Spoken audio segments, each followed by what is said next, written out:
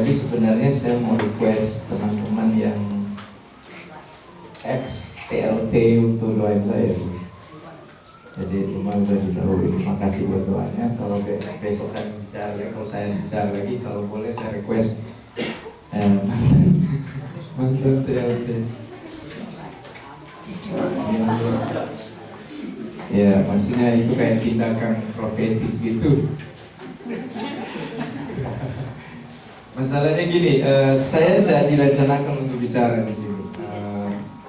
Benar, saya sudah bilang kepada teman-teman di panitia untuk saya mau datang duduk nikmati apa gitu yang lain. Jadi semua yang sebenarnya dari mantan ex-TLT itu cuma Pak Jeffrey yang dijadwalin, yang lain tidak.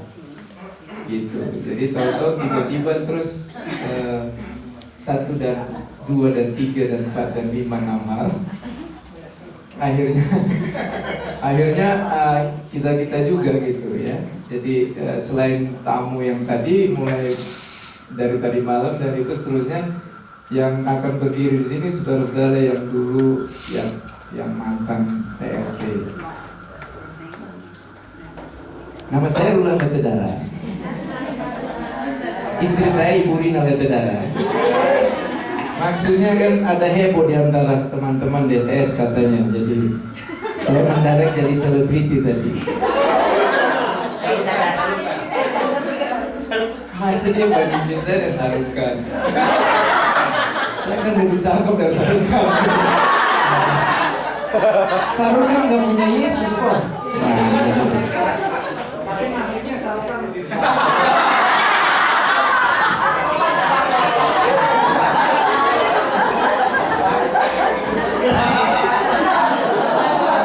Tapi saya dengar rumor ada yang bilang gini, wah kulitnya gelap tapi masih ganteng kan.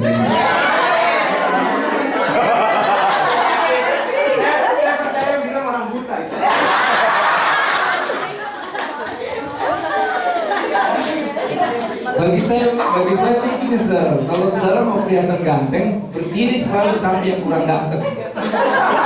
Supaya saudara bisa ada bandingan. Kalau mau saudara mau kelihatan lebih ganteng, saudara berdiri atau duduk sama orang yang ganteng, saudara lewat. Jadi mestinya kalau saudara mau kelihatan lebih cantik, duduk dengan orang yang kurang cantik dibanding saudara. Gitu. Kalau saudara mau dianggap pintar, duduk atau bicara dengan orang yang lebih bodoh dari saudara, kan gitu. Aku gak ganteng sih katanya. Apa? Gua tadi. Ya. Terima kasih. Mau dulu. Ada pacar satu di pedalaman.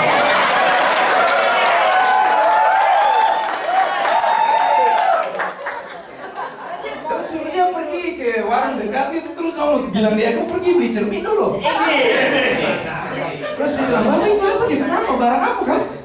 Dia itu cermin, coba kau hafal dulu cermin. Jadi waktu kau jalan dari sini sampai di toko kios sana, kau mesti bilang cermin ini jangan sampai kau lupa.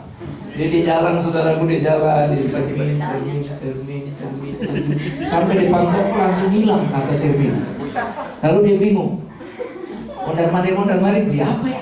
Barang nama apa ya? Terus yang punya toko tuh bilang gini, "Hei Pak, kamu cari apa?" "Aduh Bapak, saya mau beli barang itu tapi saya tak tahu di nama." Lalu dia mikir-mikir, dia bilang, "Oh sekarang saya tahu Bapak. Bapak tahu tuh barang kayak yang saya kalau lihat dia dilihat saya." Lalu yang punya toko bilang, "Itu yang nama cermin. Coba ambil barang dulu, Bapak. Coba Bapak ambil dulu." Dia kasih tunjuk, dia bilang, Bapak lihat tuh, saya lihat dia dilihat saya. Nah saya dengar joke itu, saya pikir itu alkitabiah banget. Kan firman Tuhan katanya seperti cermin. Mari kita lihat dia dan lihat kita.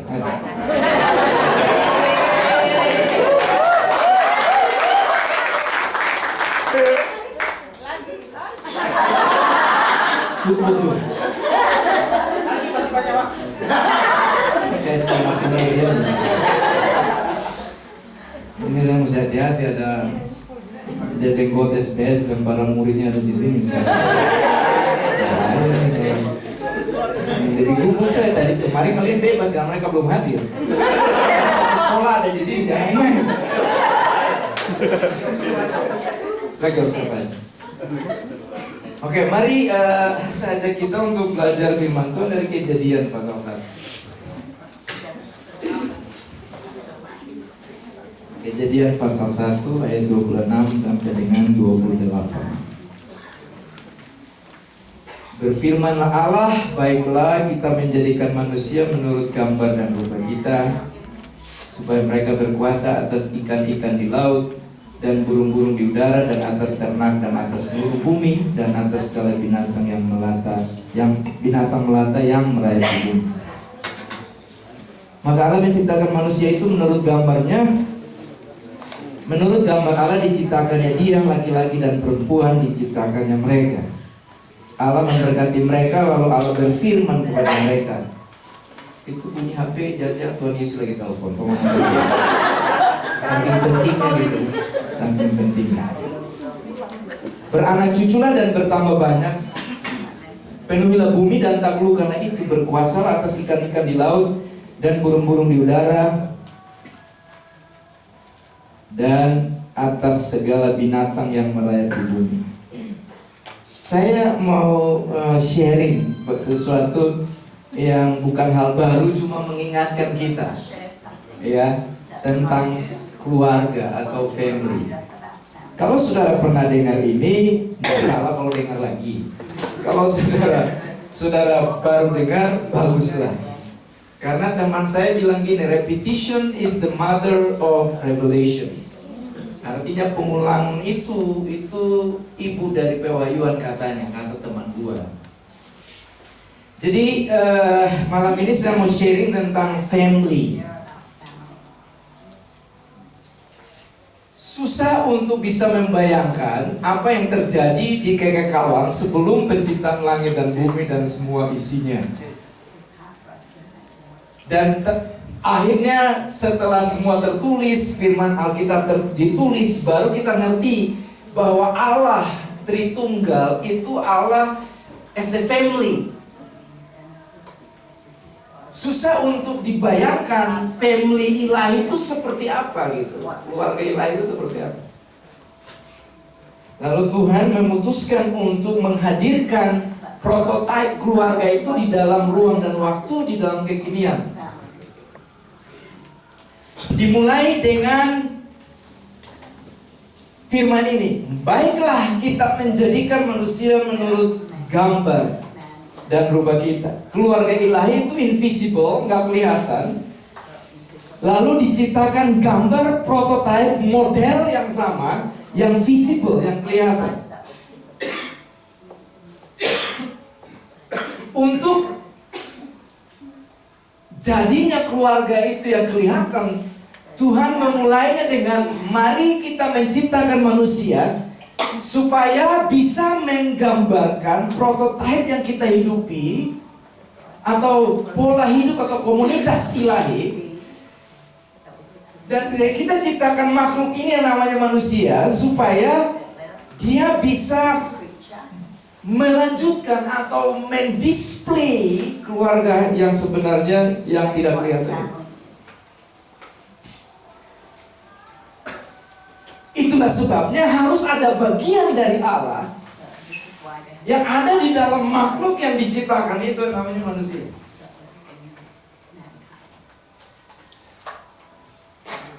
Marilah kita jadikan manusia segambar dengan kita. Banyak penafsiran tentang apa arti gambar Allah, dan semua kita tahu bahwa yang dimaksud bukan secara fisik. Tapi saya punya 3 pengertian di luar begitu banyak penafsiran tentang arti gambar Allah. Saya punya 3 pengertian yang dimaksud dengan gambar Allah. Yang pertama adalah manusia diciptakan dengan kemampuan untuk menjadi serupa dengan Allah dalam hal sifat-sifatnya. Artinya manusia diciptakan Allah dengan kemampuan, ada istilah sesuatu perangkat di dalam dirinya yang memampukan dia untuk bisa mempunyai sifat seperti Allah. Yang kedua, manusia diciptakan segambar dengan Allah karena di dalam dirinya ada kemampuan kreasional. Artinya manusia diciptakan Tuhan dengan kemampuan untuk mencipta. Kadangkala manusia disebut pencipta kecil. Dia di dalam Tuhan atau tidak, dia membawa gambar Allah itu. Itulah sebabnya sepotong kawat yang mungkin panjang segini, karena manusia mempunyai kemampuan kreasi, dia bisa lipat jadi paperclip.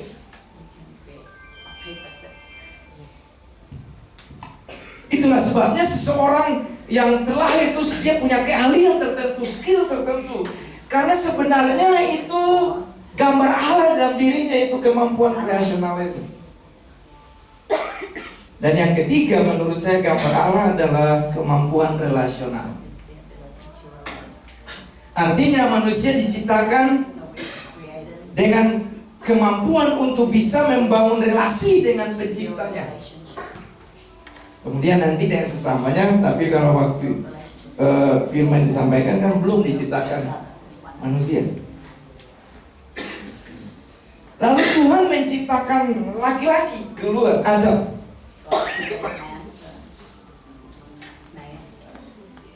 Jadi materi dari laki-laki itu dari tanah.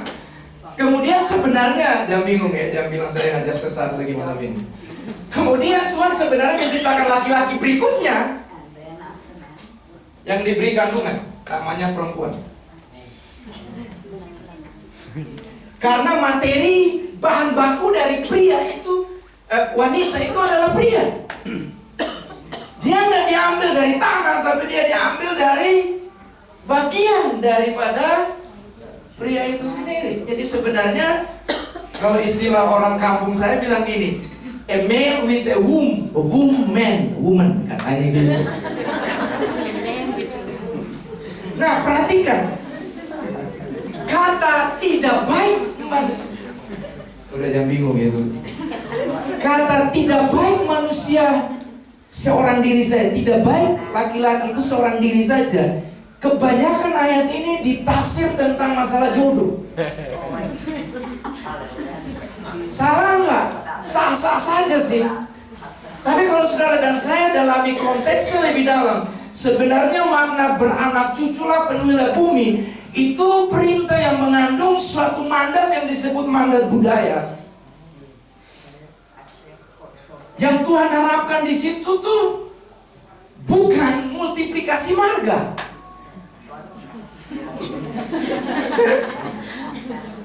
Nah kalau saudara ngerti rahasia ini, khusus kalian masih bujang, kamu nggak messed up around, kamu nggak bakalan hanya bilang, wah gue lihat dia, gue jatuh cinta. Gue lihat dia, love at first sight katanya. Mama yo. Saya baca Alkitab, saya orang yang paling gak percaya bilangnya love at first sight. Kalau lust at first sight kemungkinan lebih banyak. Saudara tahu kenapa? Karena love itu sifatnya growing, bukan datang seketika. Nah, jadi kalian yang lagi masih muda-muda yang menggebu-gebu, jangan tutup mata, buka mata terus pakai tanda Gideon. Tuhan, kalau aku berdoa kalau dia satu Timotius mungkin iya.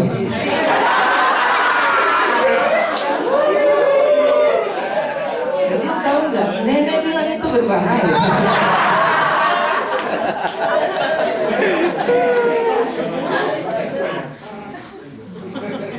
Dalam mengkonseling pranikah di gereja dan di luar gereja, saya paling nggak suka kalau orang datang bilang gini, Tuhan bicara, dia jodoh saya. Tuhan bilang. Masalahnya ada datang ke saya bilang Tuhan bilang, 6 bulan kemudian Tuhan bilang ini bukan. Terlalu dibungkus dengan baju karismatik, baju rohani, terlalu nanti dianggap duniawi kalau bilang gini, saya tertarik sama kamu, saya suka sama kamu, kurang afdol mesti bilang Tuhan bicara.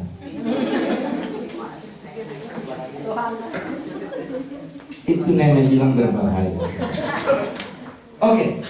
Nah, kenapa manusia itu tidak baik seorang diri? Karena dia diciptakan dengan kemampuan relasi tadi. Dan ciptaan yang lain gak bisa meresponi manusia yang sendiri itu, karena mereka gak diciptakan dengan kemampuan relasi tadi. Itu sebenarnya Tuhan bilang gini, tidak baik dia sendiri. Kenapa? Karena dia diciptakan dengan gambar Allah yang salah satunya kemampuan relasional. Nah, dia harus mempunyai makhluk yang serupa sejenis supaya mereka tuh bisa membangun relasi. Itu sebabnya dia bilang ini, tidak baik manusia itu seorang diri. Harus diciptakan satu-satu yang sejenis dengan kemampuan gambar Allah yang sama, supaya kemampuan relasi itu bisa berfungsi, bisa berlaku, karena ada jenis yang sama. Karena binatang gak punya, saudara punya anjing pintar bagaimanapun, dia tetap anjing. Halo? Saudara gak mungkin pulang dari kantor atau pelayanan, saudara udah capek, saudara beres-beres, staff lu bikin masalah kan. Jadi kok pusing terus, lu pulang gitu terus anjing kamu yang pintar itu dia datang terus kamu bisa gak bilang gini, weh Blackie lu tau gak sih, gue tadi sebel banget. Lalu tiba-tiba anjingnya, kenapa kak, mari gue doain.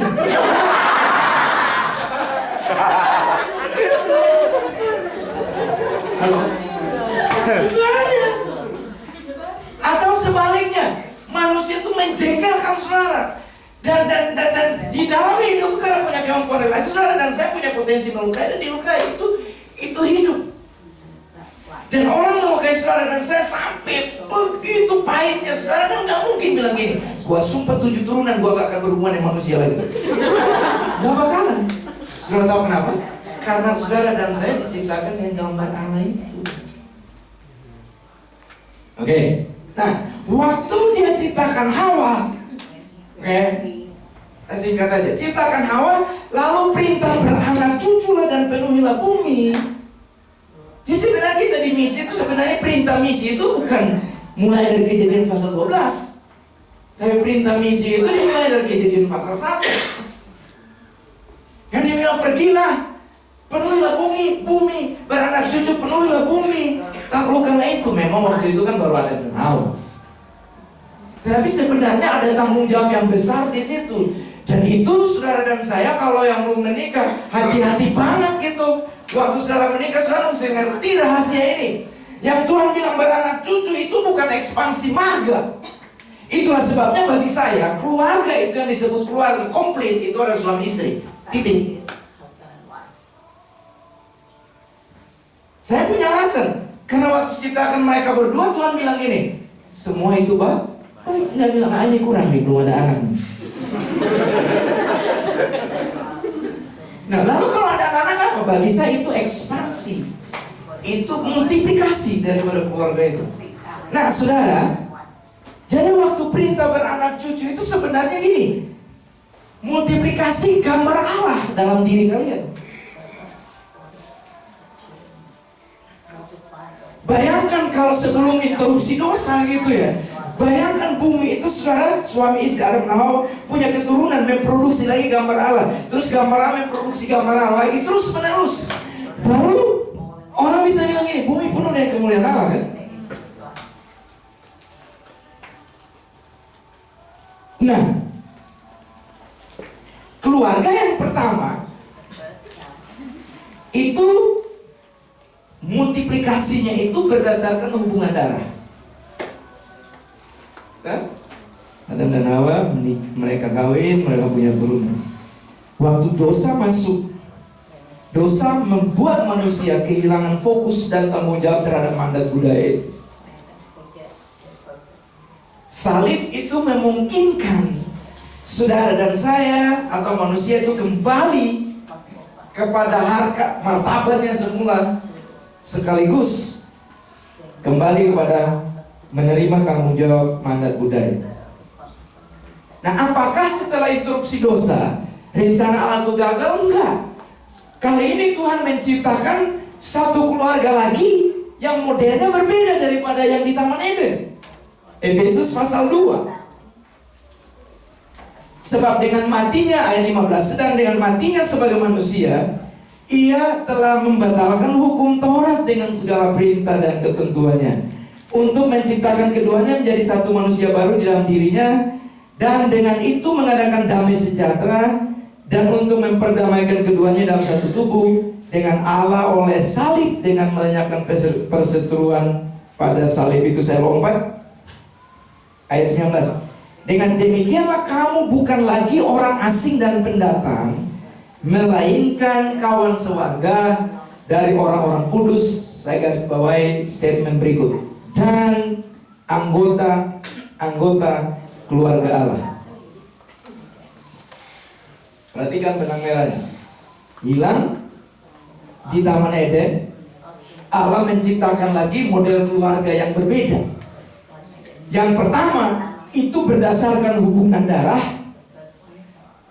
Yang kedua enggak lagi berdasarkan hubungan darah.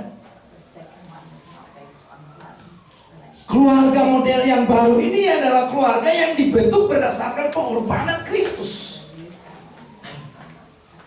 Dan saya mengutip yang dikatakan Rick Warren dalam Purpose Driven Life. Dia bilang gini, keluarga rohani itu sebenarnya jauh lebih penting dari keluarga jasmani. Karena keluarga jasmani itu terbatas oleh sakit penyakit, jarak, dan lain sebagainya. Tapi kalau keluarga rohani itu bersifat kekal.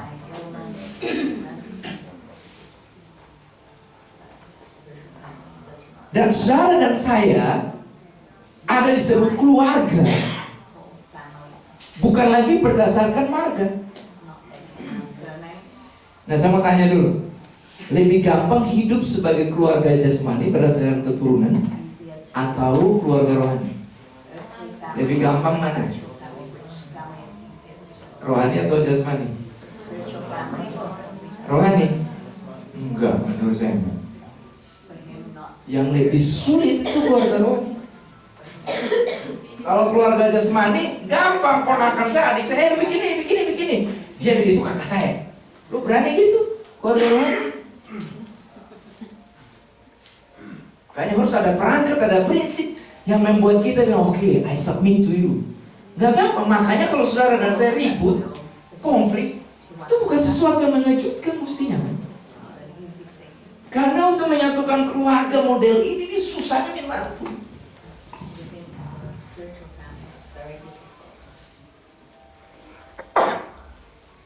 Karena bukan lagi berdasarkan satu darah,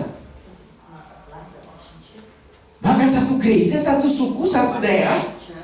Selain daripada kesadaran yang terus menerus bahwa saudara dan saya adalah keluarga karena pengorbanan Kristus yang sedang menjalankan mandat Bapa kita di suatu tempat pelayanan. Oke. Nah, keluarga rohani ini ada di dalam komunitas-komunitas tertentu.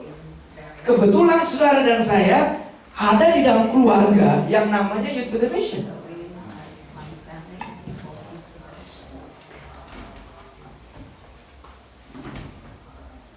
Jadi saya nggak bicara Youth with a Mission internasional. Saya bicara YWM di Indonesia.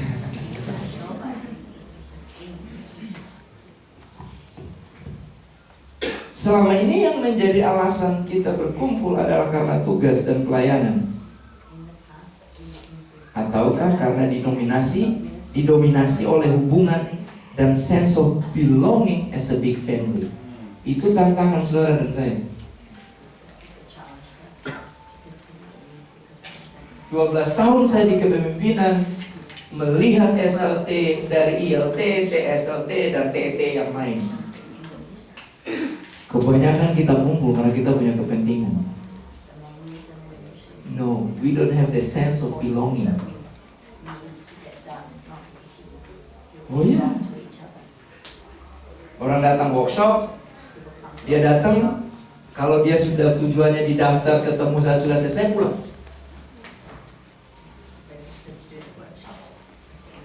Kita nonton itu. Artinya gini,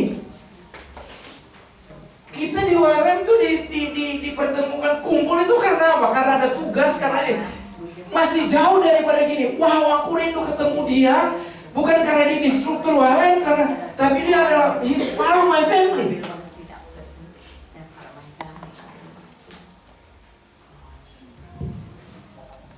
Masihkah setelah ini Saudara dan saya fokus di X masing-masing. Masihkah punya perasaan kehilangan itu? Tanda kutip.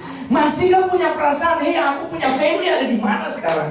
Ataukah kecenderungan kita adalah, oke, kita udah terpisah, bye-bye.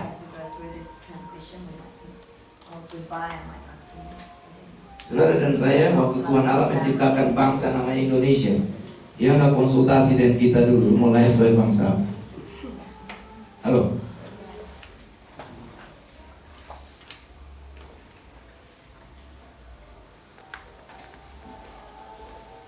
Tadi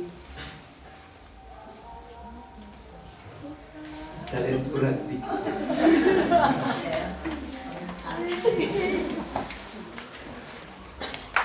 Ya kapan lagi tuh?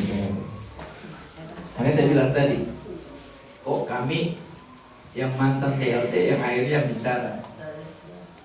Siapa tahu mungkin ini yang Tuhan mau sampaikan dari kami untuk saudara-saudara, adik-adik yang habis ini saudara fokus ke area saudara masing-masing. Mungkin ini firman Tuhan buat kita. Tadi Kak Jimmy pulang, sudah dia sampai sana, terus dia WhatsApp kami di grup. Dia bilang gini, terima kasih buat kerjasama bla bla bla bla bla bla. Saya pikir grup WhatsApp ini harus ditutup. Tiba-tiba saya juga ikut. Cik. Habis itu saya lagi siapkan pesan ini, Tuhan bilang, oh is it only that far? Is it only that far you come together?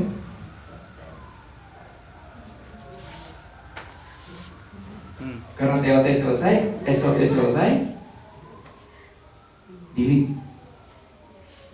Enggak, itu dia enggak ini. Tapi saya mau bilang aja, saya lagi siapkan ini terus kayak conviction tuh hit me. Karena aku begituin, aku orang langsung langsung habis semua. Yang di TLT, SLT, yang di BBM, aku hapus semua. Habis itu berbeda. What are you doing?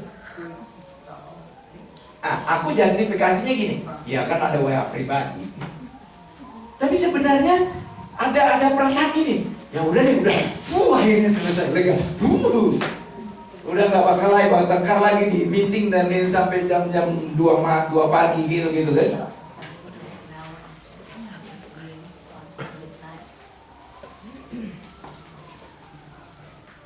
Teman-teman di National Serving Team harus bekerja keras dan harus didukung penuh di saat waktu mereka they call for family gathering YWAM in Indonesia.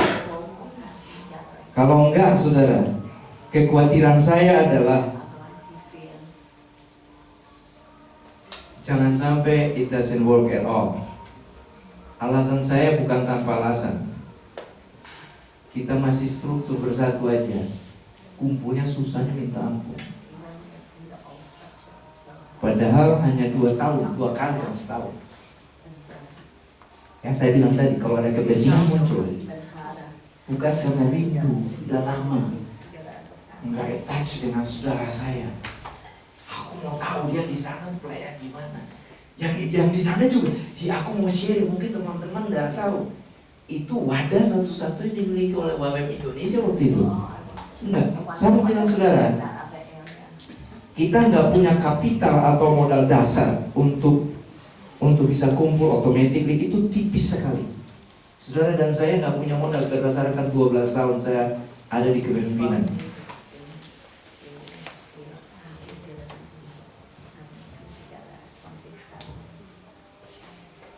Salah satu slogan yang ada di YWAM, dari sekian banyak slogan, dia bilang gini, ministry is out of relationship, no relationship, no ministry.